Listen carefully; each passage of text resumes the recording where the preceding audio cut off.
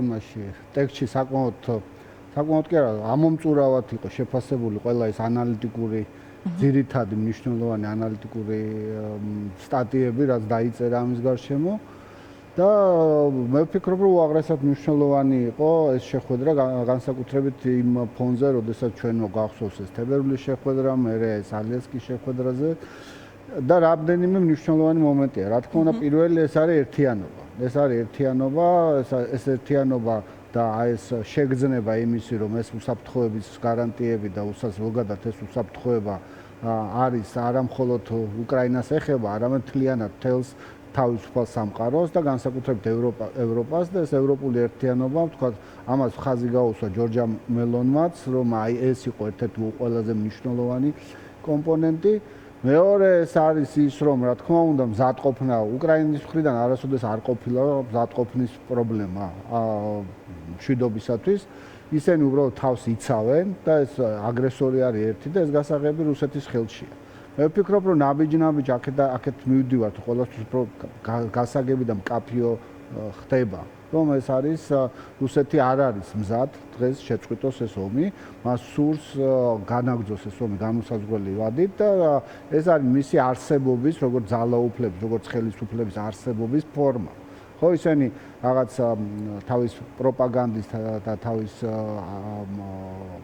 არსის, თავის ძალაუფლების არსი არის ის, რომ რაღაცა თითქოს შეთქმულეს ეს მითი, რომ აღადგენენ რუსეთის დიადობას. ის მე მგონი ცოტათი, ასე ვთქვათ, ჭკუაზე შემცდარიც არის უკვე საგარეო საქმეთა მინისტრი საბჭოთა კავშირი ეწერა მაისურზე ასე ჩავიდა. ან უკიდურესი, ასე ვთქვათ, გამოწვევა იყო გარდა სამყაროსთვის, ან ცოტა მე ვფიქრობ ადეკვატურობის პრობლემაა. ხო, ამას საბჭოთა კავშირი დაიშალა 35 წელია თითქმის უკვე დაიშალა ეს ქვეყანა და ხა საბჭოთა კავშირი რატო უნდა ეწეროს თან ოფიციალურ შეხვედრაზე არ ვიცი.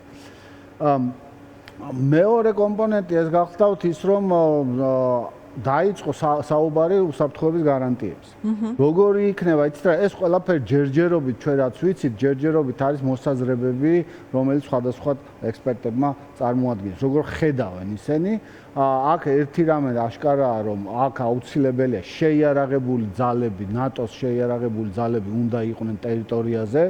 ამის გარშემო თუ პარალელს გავავლეთ, თქვენ გახსოვთ, რომ ევროკავშირის შეუიარაღებელი სადამკვირვებლო სამონიტორინგის მისია საქართველოში დღემდე მოქმედებს 2008 წლის ეგრეთ წოდებული სარკოზის ხელშეკრულების საფუძველზე, მაგრამ ისინი თავის ამოცანას სრულფასოვნად ვერ ასრულებენ, იმიტომ რომ რუსები უბრალოდ არ უშვებენ ოკუპირებული ტერიტორიების. დღესაც გაიტაცეს ზუსტად დღეს კიდე ერთი საქართველოს მოქალაქე. პრაქტიკულად მათ ესე ვთქვათ რაღაცა თავისი ამოცანის, თავისი მისიის შესრულება არ შეუძლია. ამიტომ მე ვფიქრობ, რომ ესეთი ტიპის მისიაზე არც არის საუბარი და არც იქნება განხილვა.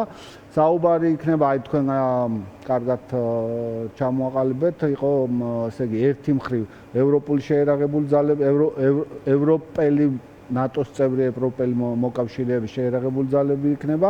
მეორე მხრივ შეერთებული შტატები განიხილება, რომ ჩაერთონ როგორც თავისი სადაზვერვო ინფორმაციით, ასევე სხვა ტიპის მხარდაჭერით, იქნება ეს საჰაერო თავდაცვა, იქნება ეს საჰაერო თავდაცვის სხვადასხვა კომპონენტები, შეიარაღებები და რაც ძალიან მნიშვნელოვანია, უკრაინის თავდაცვით წარმოების, თავდაცვით შეიარაღების წარმოებაში მხარდაჭერა. იქნება ეს ფინანსური თუ იქნება ტექნოლოგიური მხარდაჭერა. მე ვფიქრობ, რომ ეს ყველა ძალიან მნიშვნელოვანი კომპონენტია და უსაფრთხოების გარანტიები სწორედ ამ თვალსაზრისით შეიძლება იქნას განხილული. რაც შეეხება სხვა საკითხებს, ორმხრივი შეხვედრის, ასე ვთქვათ, ანუ პუტინის ზელენსკის შეხვედრის ალბათობა ალბათ დაბალია, იმიტომ რომ და კრემლმა თქვა, რომ ისინი არ აპირებენ ჯერჯერობით, თუმცა გამორიცხული რა თქმა უნდა არ არის. გააჩნია როგორი ზეწოლა იქნება. მე ვფიქრობ, ჩემი აზრით, რუსეთი მხოლოდ იმ შემთხვევაში გადადგამს ქმედით ნაბიჯებს ამ კონფლიქტის დასრულებისკენ, თუ მას აიძულებენ.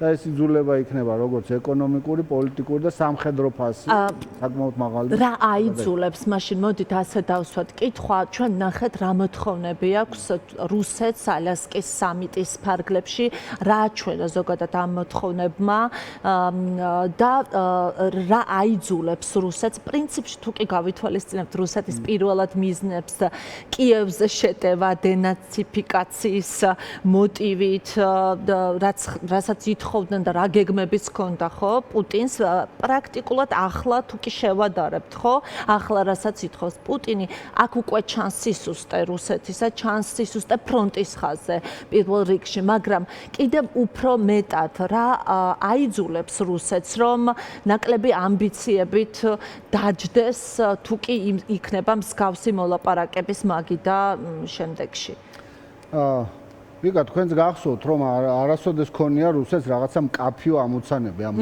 მას უნდა ომი იმიტომ რომ აწარმოოს ომი იმისათვის ეს დაკავშირებულია აი ამ რეჟიმის შიდა ბუნებასთან ხო ის თავის ქვეყანას ძარცვავს და ამის სანაცვლოდ აი ეს მითოლოგია შექმნა რომ აი იბრუნებს რაღაცა მიწებს თუ რა ეს ჯერ იყო ეს დენაციფიკაცია დემილიტარიზაცია რაღაც 1000 სისულელე თქვეს მაგრამ ამას შინაარსობრივად დიდი დატვირთვა არ აქვს იმიტომ რომ ყოველწუთას მაგალითად ხშირად იმეორებდნენ უკვე დაწყებული ომის დროს რომ ჩვენ ომი არ დაგვიწყია ჩვენ არა ვართ არ ვიბრძვით იქ და აი აბსურდამდეა მისული ეს მათი დამახასიათებელი თვისება არის ხო ადრე უფრო ნაკლებად გამოკვეთილი იყო ახლა ბოლოს ესე ვთქვათ ზოგიერთი მკვლევარი ამას ეძახის სიმართლის შემდგომი პერიოდი, post-true society ის აქვია პერიოდია, ანუ სიმართლე თითქოს სიმართლე აღარ არსებობს. ხო ისინი აი ამას ქმნიან, ეს არის ისეთი ტიპის რეჟიმი, რომელიც ქმნის ვითარებას, როდესაც სიმართლე თითქოს არ არსებობს. ან ყველას ბევრი სიმართლე არსებობს, ყველას თავისი სიმართლე აქვს. სინამდვილეში ხო ეს ყველაფერი ტყუილია. სიმართლე მდგომარეობს იმაში, რომ ეს არის აგრესიული ძალა, რომელიც ძალიან წააგავს ნაცისტურ რეჟიმს და რომელიც იქამდე მიდის, სადაც მასაც უშვებენ, ხო? ეს ნაცისტური რეჟიმიც ამბობდა, რომ აი მხოლოდ სუდეტის მიწები მინდა. მეც არაფერს ვითხოვ. მე მხოლოდ ჩეხოსლოვაკია მინდა, მე მხოლოდ პოლონეთი და ასე შემდეგ და ასე შემდეგ. ამიტომ ბუნებრივია რომ თუ შეაჩერებენ მას ის განაგრძობს ამ თავის აგრესიას. აქ მექანიზმები არის რა თქმა უნდა ბევრი. მნიშვნელოვანია ეს ყველაზე მნიშვნელოვანია ის რომ უკრაინელები იბრძვიან რეალურად და მათ მოახერხეს და სერიოზული სამხედრო წინააღმდეგობა გაუწიეს ამას უზარმაზარი ზიანი მიაყენა რუსულ სამხედრო მანქანას და ამ სამხედრო მანქანის პრაქტიკულად 95% რუსეთის შეიარაღებული ძალების 95% არის ჩართული უკრაინასთან ბრძოლაში. წარმოიდგინეთ, რუსეთს ახლა რა ვიცი, სხვა მიმართულებით სამხედრო პოტენციალი აღარ გააჩნია. მეორე რა თქმა უნდა იგრძნოს მან რეალური ეკონომიკური დარტყმა. ეს დარტყმა თუ არ იგრძნო, მას თუ ქონდა ფული, რომელთაც ის აგრძელებს ამ ომის წარმოებას, ამისთვის ამ შემთხვევაში ის განაგრძობს. აი ალასკის სამიტის შემდეგ მაინც ამას გამოკრა ხელი პუტინმა, როგორც სანქციების თავიდან არიდებას. თავიდან თითქოს არის ზოგიერთ ანალიტიკოსი წერს ამას. მე არ ვფიქრობ ასე. ეს ისეთი მყიფია, რომ შეიძლება ხვალ შეიცვალოს და ხვალ რაღაცა სხვა ტიპის სანქციები იქნას შემოღებული. თავად ტრამპი არის ძალიან მყიფე. ანუ ეს არ არის რა თქმა უნდა თითქოს ისეთ შთაბეჭდილება დარჩა ალიასკის სამიტის წინ თითქოს ის თემა ანუ დიდი სანქციების თემა გადაიდო ეს იყო კიდევაც პუტინის ამოცანა მას სურს რომ რაღაც ილუზია შექმნას რაღაცა დიალოგის მიმდინარეობის რომელიც ამ სანქციების ამოქმედების საკითხს გადადებს მაგრამ რამდენად ეს ქმედითი აღმოჩნდება და რამდენად ხანგრძლივი და უსასრულო იმიტომ რომ რაღაც საკითხები გამოჩნდება მაგალითად ცეცხლის შეწყვეტა მაგალითად უსაფრთხოების გარანტიები რომელზეც მათ პოზიციის გამოთქმა მოუწევს და რა თქმა უნდა პოლიტიკური ფასი ძალიან მნიშვნელოვანია ეს რომ გადაიხადონ მათ ის პოლიტიკური ფასი მსურველთა კოალიციაზე ეგრეთ წოდებულ მსურველთა კოალიციაზე მინდა კითხოთ ტრამპის არაერთგვაროვანი პოლიტიკა რომელიც იყო ძალიან დიდი გამოწვევა უკრაინისთვის და ევროპისთვის, თუმცა ამ პოლიტიკამ შექმნა თითქოს მსურველთა კოალიცია. ტრამპის პოლიტიკის, ასე ვთქვათ, გვერდითი ეფექტი არის, რომ ახლა მსურველთა კოალიცია არსებობს. ისინი დგანან უფრო მკაფიო პოზიციებით ზელენსკის გვერდით. აი ამ კომბინაციას როგორ უყურებთ, სინამდვილეში რა შეუძლია ამ კოალიციას, სადამდე წავა ეს მხარდაჭერა ევროპისა ტრამპის პირობებში? ძალიან მნიშვნელოვანია, რომ ევროპული კომპონენტი გაძლიერდეს და აქ ქმედითი ნაბიჯები იქნას გადადგმული. აქ მხოლოდ უკრაინაზე არ არის. უკრაინა რა თქმა უნდა ყველაზე მნიშვნელოვანია, მაგრამ ზოგადად თავდაცვის ხარჯები მაგალითად, სამხედრო წარმოება, რომელიც ევროპაში პრაქტიკულად ძალიან არ ქონდათ შეგრძნება საფრთხის და შესაბამისად ეს სამხედრო წარმოება იყო მაგალითად როდესაც დასჭირდათ 1 მილიონი ჭურვის გაკეთება, 1 მილიონის ჭურვის გაკეთებას დაჭირდა, რა ვიცი, წელიწადზე მეტი ხანი. თუმცა ეს ეხლაც ხო არის ეხლაც პრობლემაა, მაგრამ იმიტომ რომ არის სურვილი, მაგრამ როგორც ჩანს არ არის ისეთი შესაძლებლობა, როგორც აქვს მაგალითად ამერიკის შეერთებულ არის პოლიტიკური გამოჩნდა უკვე პოლიტიკური ნება, მანამდე ეს პოლიტიკური ნება არ იყო.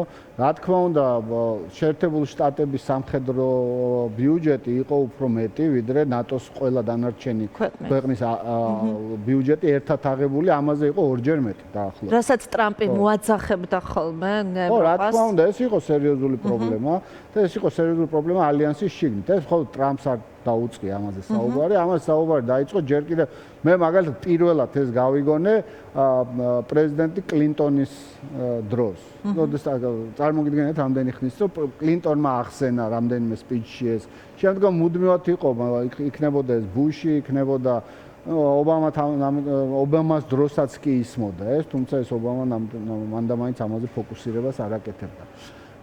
იყო რამდენიმე ისეთი მიდგომა, მაგალითად აი 2008 წელი ჩემი აზრით იყო ერთ-ერთი მძიმე შეცდომა, რომლის ერთ-ერთი შემოქმედი მერკელიც იყო, მათ ჩათვალეს, რომ სამყარო შეიცვალა, რუსეთი შეიცვალა, სამყარო განსხვავებულია ახლა და პირდაპირ აგრესიის საფრთხე არ დგას, ამიტომ გარკვეულწილად ესე ვთქვათ ეს ნატოს გაფართოების საკითხებთან დაკავშირებით ეს არა ფრთხილი კი არა, ნუ ჩემი აზრით გაუბედავი მიდგომა გახდა იმის წინაპირობა, რომ პუტინმა ჩათვალა, რომ მისი აგრესიული მოქმედებები მას აძლევს რაღაც პოლიტიკურ და ეკონომიკურ უპირატესობას. ახლა გადაფასება ხდება ამ ყველაფრის და სადამდე გადაფასების მიღმა ამას რო დაუბრუნდეთ ამ თემას, სადამდე მივა, სად ვნახავთ ამ რეალურ მხარდაჭერას ფრონტის ხაზზე და ფიქრობთ თუ არა, რომ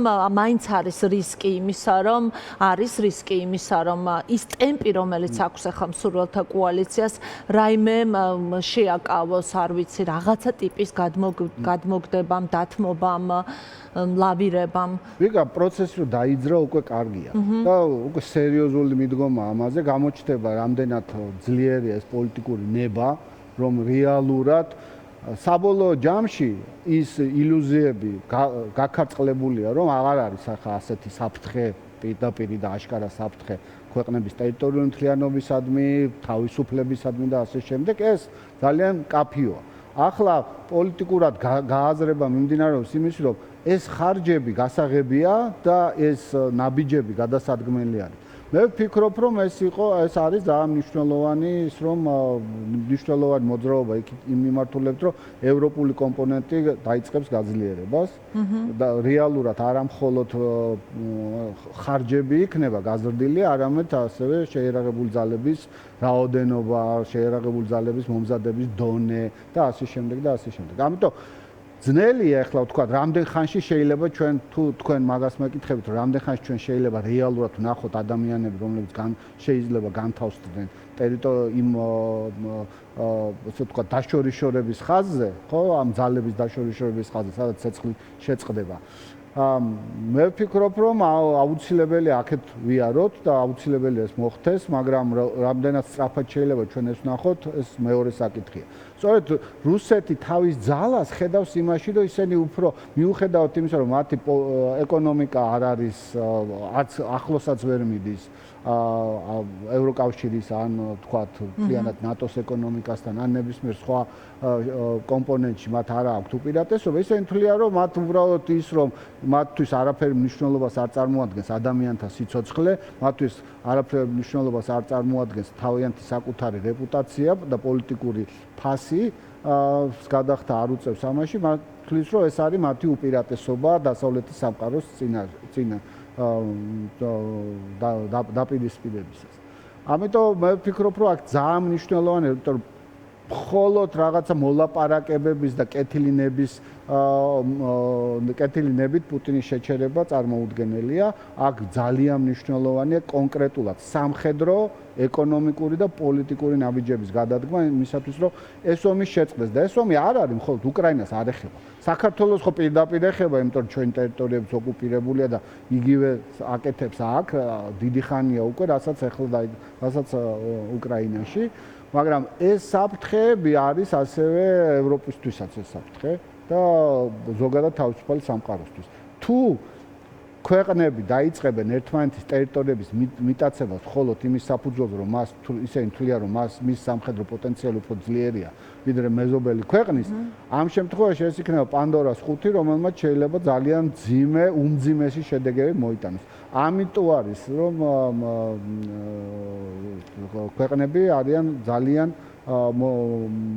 მოწოდებული ძალიან იმისათვის, რომ არ დასრულდეს ესე ვთქვათ, ეს ომი არ დასრულდეს შუალედური გადაწყვეტილებებით, რომელიც უსაფრთხოების გარემოს უფრო მყიფეს გახდიან, ვიდრე მანამდე იყო. და ბოლოს მინდა გკითხოთ, მეხუთე მუხლზე აქტიურად საუბრობდნენ, გუშინ პრინციპში უფრო იყო ამაზე საუბარი, უფრო მკაფიოდ, მეხუთე მუხლის მსგავსი მოდელის ამოქმედება წევრობის გარეშე, რაღაც ამდაგვარი მოვისმინეთ, რამდენ რეალური შეიძლება იყოს ეს, იმიტომ რომ ნატო, არ ვიცი, სხვა არაფერია თუ არა ეს მეხუთე მუხლი, ხო? ხო, თუ ვინმეს მანდამაინც რაღაცა ესე ვთქვათ ეს ნატოს თემა არის, რომელიც რაღაც გარკვეულ დროს მოითხოვს და კონსენსუსს, მეხუთე მუხლი არის მნიშვნელოვანი და უსაფრთხოების გარანტიების ამ მეხუთე მუხლის ტიპის გარანტიების გარეშე წარმოუდგენელია. სწორედ ამაზე საუბრობდა იტალიის პრემიერ-მინისტრი, იმიტომ რომ თუ კი აი ვიღაცას აქვს ეს მანდამაინც ესეთი ღია წინააღმდეგობა იქნება ეს ვადებთან დაკავშირებით თუ ამ კონკრეტულ შემთხვევაში, თუმცა მე არ მიმაჩნია, რომ ეს ნატოს თემა დახურულია, შეიძლება ხა ამ ადმინისტრაციას ასეთი მოსაზრება აქვს ამ შემთხვევაში, თუმცა ეს დიდი კონსენსუსი იმისი, რომ რა არის საერთოდ ნატო და ეს და უკრაინას და საქართველოს თემატიკა არის თუ არა ამ ფარგლებში, ეს თემა ღია, რა თქმა უნდა. მაგრამ ამ ომის დასასრულებლად და უსაფრთხოების გარანტიები